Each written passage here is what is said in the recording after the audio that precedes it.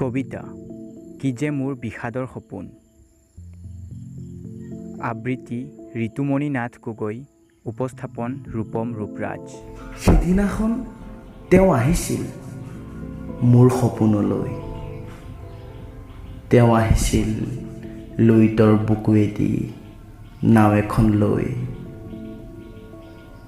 মই হালধীয়া জন্তু হৈ এমুঠি আশালৈ পাৰতে ৰৈ আছিলোঁ তেওঁ অহাৰ বাট চাই।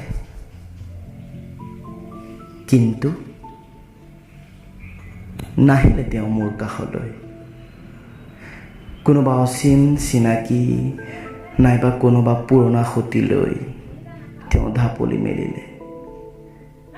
বাকৰুদ্ধ হৈ পৰিছিল আৱেগবোৰ। আশাবোৰ জহি খহি বিলীন হৈছিল লুইতৰ বুকুত।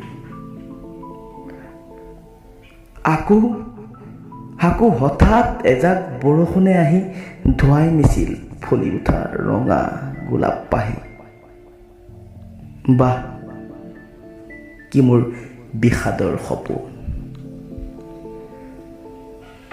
কেতিয়াবা শৰতৰ নিশাবোৰত তেওঁক বিচাৰি হাহাকাৰ কৰি ফুৰোঁ লুইতৰ বুকুখনত।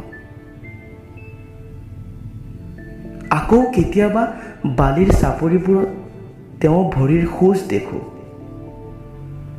ৰামধেনুৰ ৰংবোৰৰ মাজত তেওঁৰে গোলপীয়া মুখখন দেখোঁ। কলৈ গ'ল তেওঁ?